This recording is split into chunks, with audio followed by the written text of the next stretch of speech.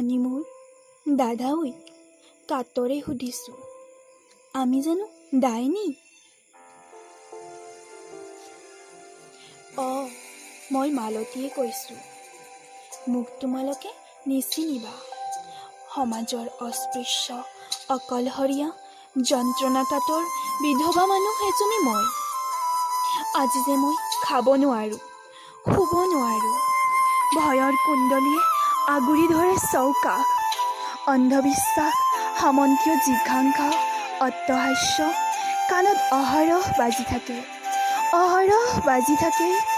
কাইলৈ অথবা আজি নিশাতে মোলৈ আহিব পাৰে ডাইনী পৰীক্ষাৰ মৃত্যু পৰোৱানা।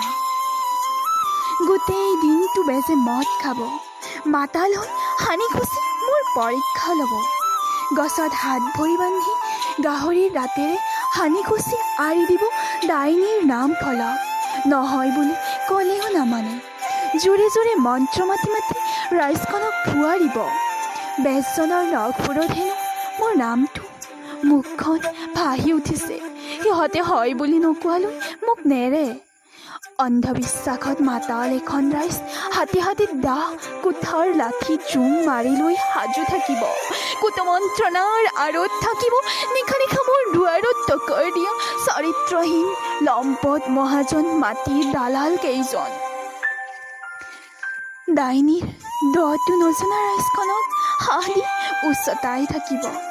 ৰজাপতা থানাত যোৱাত আগভাগ লোৱা দালাল কেইজন।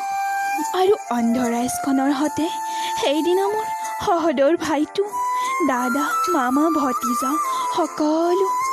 তেওঁলোকে বেজ অথবা দেওধনীৰ নিৰ্দেশত সকলো কৰিবৰ বাবে প্ৰস্তুত থাকিব। দুই এজনে বিৰোধ কৰিলে গছত বান্ধি থ'ব। হয়তো বেজে শিকাই দিলে গঞা ৰাইজে মোকেই সুধিলেহেঁতেন, গাঁওখনত বমি তেজ, শৌচ, ডায়েৰিয়া আনি কেঁচুৱাকেইটা কিয় মাৰিলি? 3 দিনৰ জ্বৰতে তজবজীয়া ডেকা ল'ৰাটো কিয় খালি? গাঁওখনৰ বাট পথ পকী নহ'ল কিয়? বিজুলী বাতি কিয় নাহিল? পঢ়াশালীত কিয় কিতাপ মাষ্টৰ নাই? নিবনুৱাৰ চাকৰিৰ পৰা সকলো অভাৱ অনাটনৰ মূল বুলি মোকেই দায়ী কৰিব। হাঁহি নুঠেনে?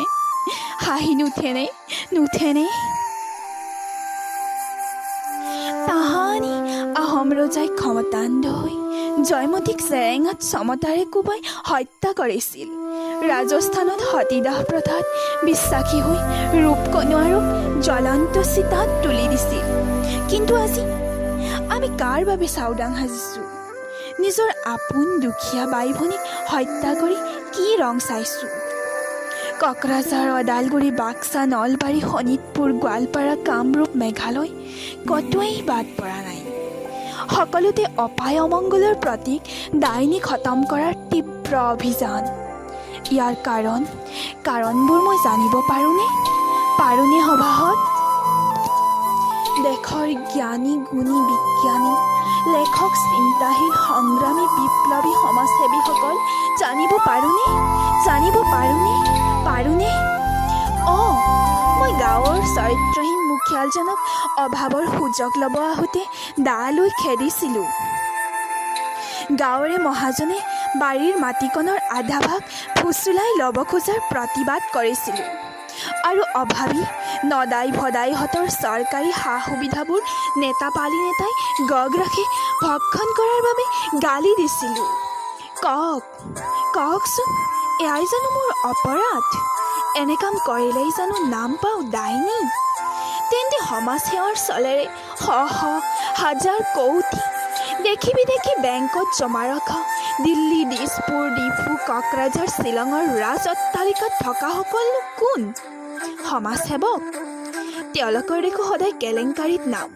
কমনৱেলথ গেমছৰ পৰা 2G স্পেক্ট্ৰাম, হাৱালা, LOC, পশুখাদ্য, ষ্টেটফেডৰ পৰা কয়লালৈ সকলোতে অভাৱী কৃষক, শ্ৰমিকৰ ধন খাই নদকা হোৱা ৰজাসকলে অশিক্ষা, অস্বাস্থ্যৰ অন্ধকাৰত ডুবি থকা গাঁওবোৰত ডাইনী বুলি জাতি, বৰ্ণ, ধৰ্মৰ ভিত্তিহীন কাজিয়াবোৰত দুখীয়াক বধি থকা খবৰবোৰ লয়নে বানত বুৰি খৰাঙত দহি ছটফটোৱা কৃষকসকলৰ খবৰ?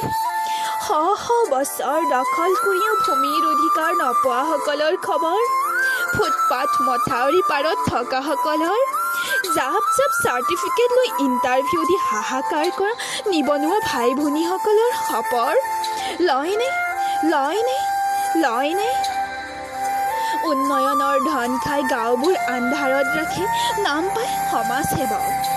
আমি ভোকত ককবকাও, বেমাৰত ঔষধ চিকিৎসা নাপাই আধামৰা হৈ থাকোঁ। কটিল মেৰপাকে আৱৰি থাকে, নাম পাওঁ ডাইনী। আমি হেনো সমাজৰ অমংগল অপদেৱতা। কিন্তু যিসকলে ৰাইজৰ ধন খাই ৰাইজক পিছলৈ নিয়ে, যুগৰ পিছত যুগ লাখ টকীয়া দৰমহালৈ ৰাইজৰ ধনেৰে বিলাস কৰে, সেইসকলনো কোন? জনতাৰ প্ৰাপ্য অধিকাৰ খুজিলে যিয়ে লাঠি বন্দুকেৰে পিটি পিটি ঠাণ্ডা কৰে, গুলীয়াই হত্যা কৰে, কাহিনীয়ে ৰাইজৰ সৰ্বস্ব, সেইসকল জনগণৰ অমংগল নহয়নে? নহয়নে সমাজখনৰে অপদেৱতা স্বৰূপ? তেনে অমংগলক আমি স্বাগতম জনাই থকা নাইনে? বাৰে বাৰে শাৰী পাতি পাতি ৰজা পতা নাইনে? ৰাইজখনক পিছুৱাই নিয়াসকল জানো সমাজসেৱক হ'ব পাৰে? দুৰ্নীতি ভ্ৰষ্টাচাৰীসকল জানো হ'ব পাৰে সমাজৰ হিত চিন্তক? ৰাইজখনৰে অমংগল মাতি অনা ৰজাসকলেই সমাজৰ প্ৰথম ডাইনী হয়নে নহয়? কাক মাৰিব লাগে, কাক সমাজৰ পৰা খেদিব লাগে আমি আজিও নুবুজিলোঁ। হে মোৰ প্ৰাণৰ বন্ধুসকল, নমস্য সভাসদসকল, কি কয় কি কয় কি কয় কি কয়? ভনী মোৰ, দাদা ঐ, কাতৰে সুধিছোঁ, আমি জানো ডাইনী?